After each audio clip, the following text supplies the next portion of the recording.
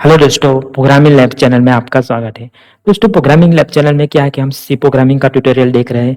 उसके साथ series of videos भी हमने कवर किया है। वन बाय वन वीडियोस हमने देखा और एक प्लेलिस्ट बनाया है। तो प्लेलिस्ट में क्या है कि हमने मल्टीपल वीडियोस कवर किए। तो आपको क्या है कि one by one video cover करोगे ना, तो आप सी प्रोग्रामिंग सीखने में ईजी रहेगा।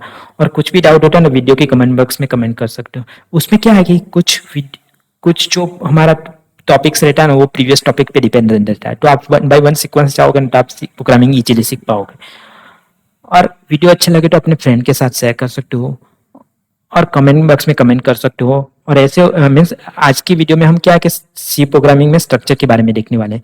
स्ट्रक्चर क्या होता है, उसको हम कैसे क्रिएट कर सकते हैं, उसके बारे में देखने वाले हैं। तो स्ट्रक्चर बेसिकली क्या है? एक स्ट्रक्चर जो है ना, एक यूजर डिफाइंड डेटा टाइप है।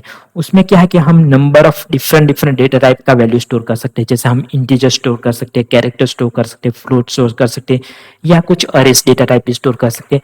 Based on our requirement means कुछ भी हम डेटा टाइप का वैल्यू स्टोर कर सकते हैं।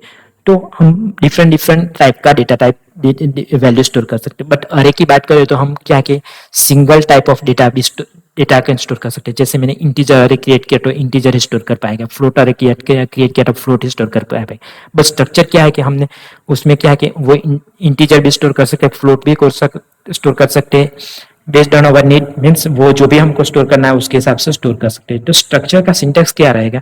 तो स्ट्रक्चर का सिंटेक्स क्रिएट करने के क्या है कि आपको स्ट्रक्ट कीवर्ड का यूज करना पड़ेगा, बाद में स्ट्रक्चर का नेम स्पेसिफाई करना पड़ेगा, बाद में उसमें डेटा मेंबर स्पेसिफाई करना पड़ेगा। डेटा मेंबर के लिए क्या है कि आप डेटा टाइप स्पेसिफाई करना पड़ेगा और मेंबर का नेम स्पेसिफाई करना पड़ेगा। तो यहाँ पे डेटा टाइप एंड मेंबर का नेम स्पेसिफाई करना पड़ेगा, यहाँ पे सेमीकोलन डालना पड़ेगा। और इसके बाद स्ट्रक्चर का वेरिएबल कैसे क्रिएट करते हो? जैसे हमने इनम के बारे में देखा, तो इनम के बाद इनम वेरिएबल क्रिएट कर सकते हो। तो वैसे स्ट्रक्चर में स्ट्रक्चर वेरिएबल क्रिएट कर सकते हो।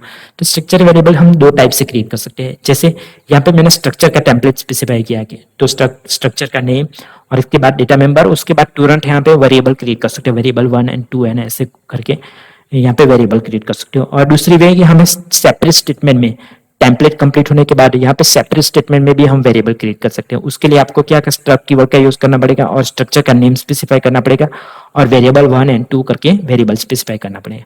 अभी हमने स्ट्रक्चर का वेरिएबल क्रिएट किया, स्ट्रक्चर क्रिएट किया। अभी स्ट्रक्चर का ये जो मेंबर बनाया है हमने, जो भी डेटा मेंबर है यहाँ पे, उसको एक्सेस कैसे कर सकते हैं? तो उसको एक्सेस करने के लिए क्या, जो भी हमने स्ट्रक्चर वेरिएबल क्रिएट किया ना, ये वाला, उसका ही यूज करके हम उसको एक्सेस कर सकते हैं।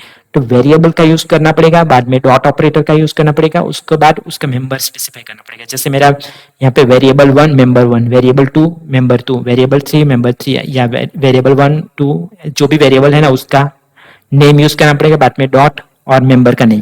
तो यहाँ पे मेरे केसेस में वेरिएबल 1 है, तो variable 1 member name 1, variable 1 member name 1, member name 2, ऐसा करके मुझे वो वेरिएबल मीन्स स्ट्रक्चर का डेटा मेंबर को एक्सेस कर सकता हूँ।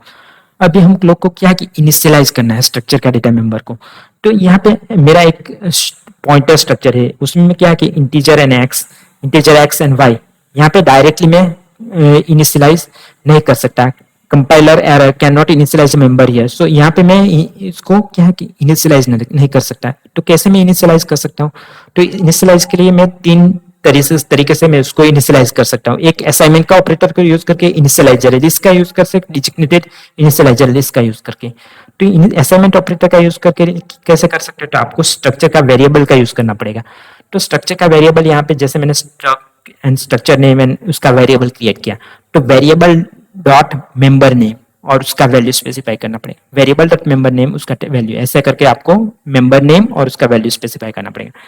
तो सपोज मैंने यहाँ पे उसका वैल्यू स्पेसिफाई नहीं किया, तो मुझे एक्स एंड वाई का वैल्यू स्पेसिफाई करना है। तो एक्स एंड वाई का वैल्यू स्पेसिफाई करने के लिए क्या कि मैं यहाँ पे सपोज मेरा पॉइंटर स्ट्रक्चर है, तो struct point and P variable specify किया, तो P dot X is equals to 1, P dot Y is equals to 2 करके मैं उसका वैल्यू असाइन कर सकता हूँ। जैसे मैंने यहाँ पे वो str वेरिएबल का यूज करके स्ट्रक्चर को असाइन किया।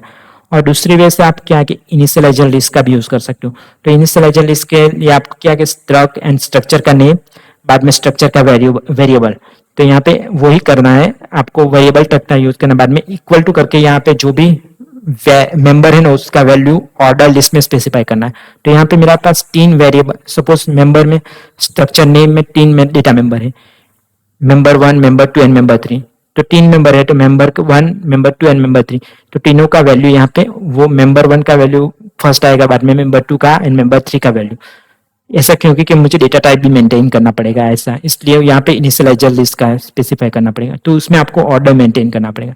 बट तीसरा वे है, उसमें क्या है कि आपको ऑर्डर स्पेसिफाई करना की जरूरत नहीं है। तो यहाँ पे इसमें क्या है, क्योंकि आपको डॉट मेंबर नेम स्पेसिफाई करोगे ना, उसका वैल्यू स्पेसिफाई करोगे, बाद में डॉट मेंबर 2 एंड उसका value and dot member 3 and उसका वैल्यू ऐसे स्पेसिफाई करोगे।